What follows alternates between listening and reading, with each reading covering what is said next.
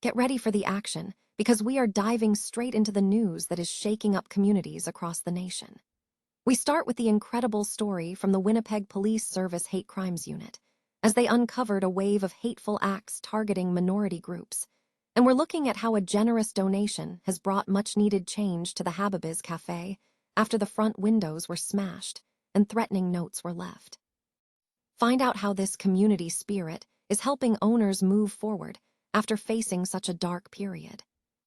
Tired of dropping your phone or struggling to hold it with one hand? The PopSockets Pop Grip gives you a secure grip, works as a phone stand, and even lets you swap the top for a fresh new look. Simple, useful, and perfect for everyday phone use. Click the link in the comments to grab yours on Amazon. Next up, we switch gears completely and head to the world of tech battles, where the fight for the user experience is heating up.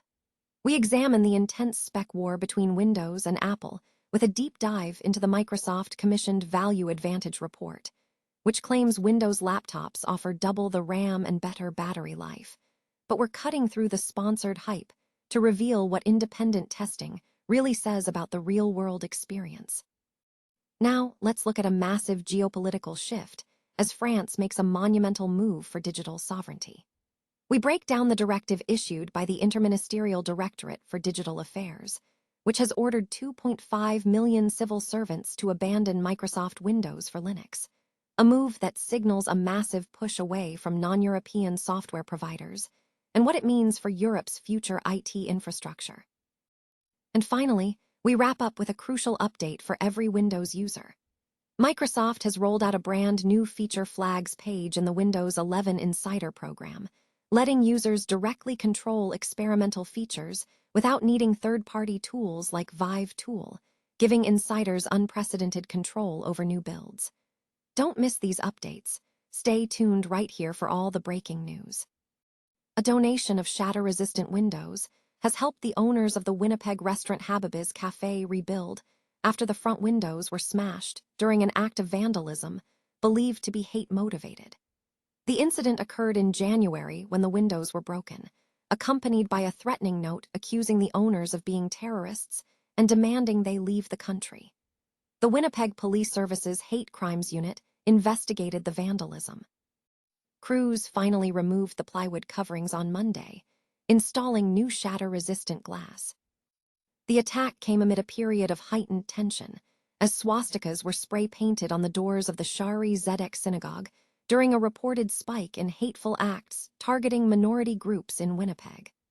Hababiz owner Ali Zaid described the months following the attack as difficult, but credited community support for helping his family move forward. When it happened, it was a rough time, but Winnipeg came together, the community came together, Zaid stated, noting they now have new windows thanks to the community.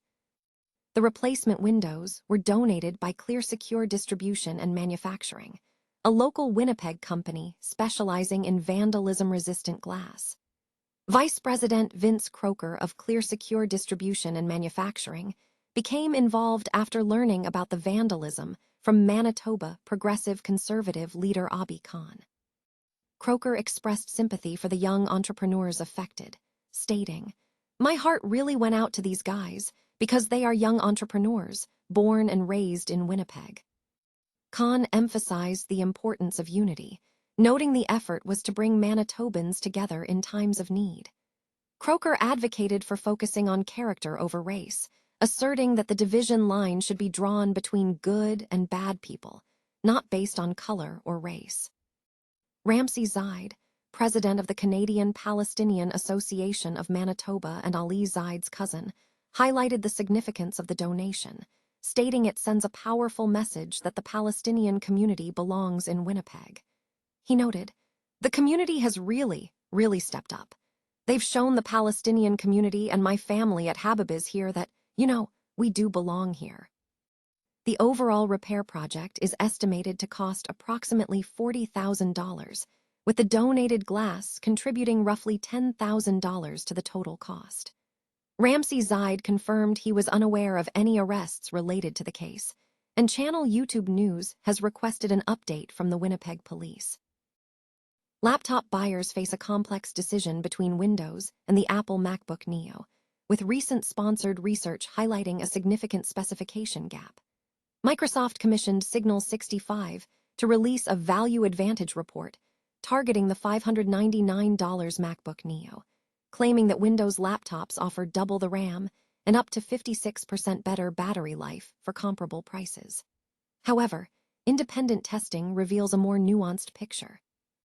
While the sponsored research focused on raw numbers, testing by Tom's Guide showed mixed results regarding battery life.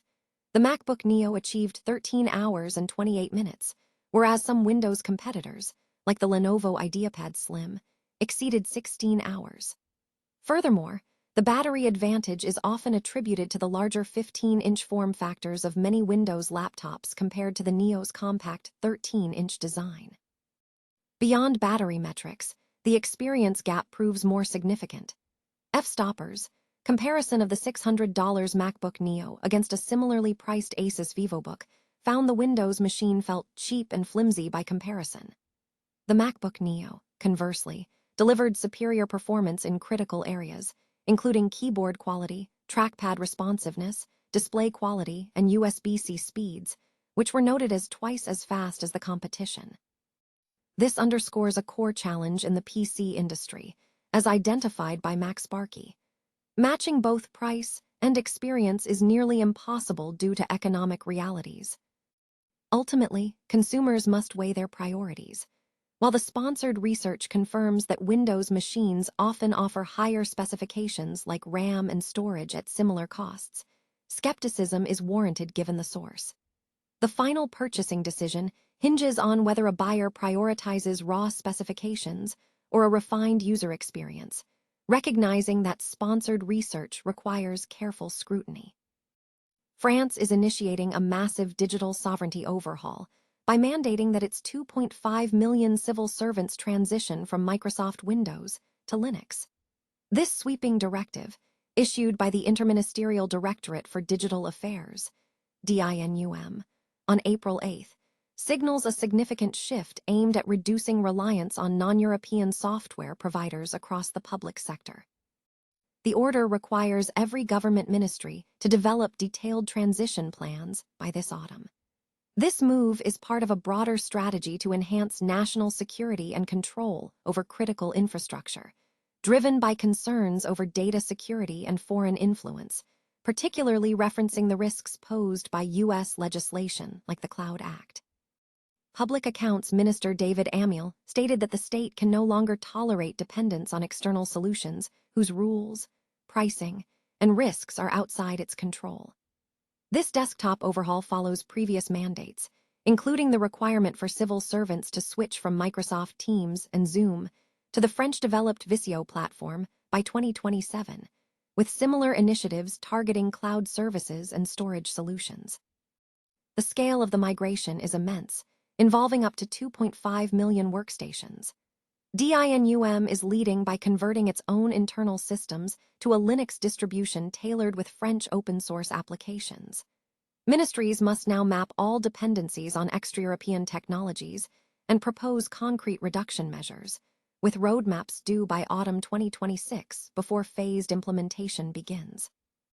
This policy reflects a deep commitment to open-source software and fostering local innovation, aiming to mitigate vendor lock-in and gain greater control over France's digital future.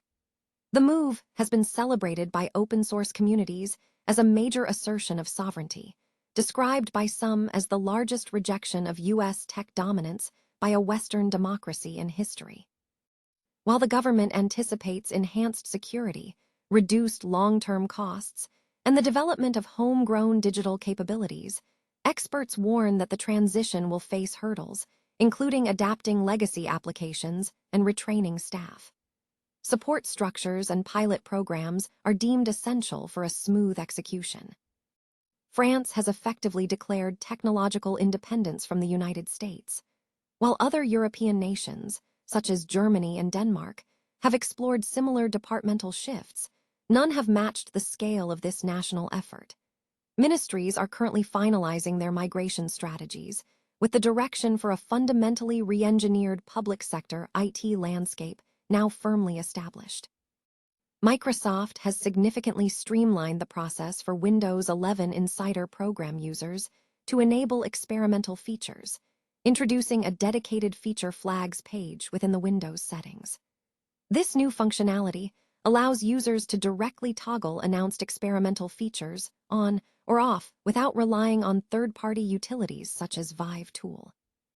The key change addresses a long-standing frustration where insiders could install preview builds but still find advertised features unavailable due to controlled feature rollout, CFR, throttling. For announced features, the system has been updated so that insiders in the beta channel now receive these features by default, as the controlled feature rollout system has been discontinued for announced features in that channel. Users can access the feature flags page by navigating to Settings, then Windows Update, and selecting the Experimental Experience section. This page lists only features that Microsoft has officially announced. For each listed feature, users have 3 options. Enabling the feature forces it on regardless of its CFR status.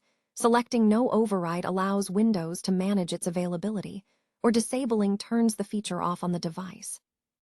To implement changes, users must click Apply Changes and then Restart Now.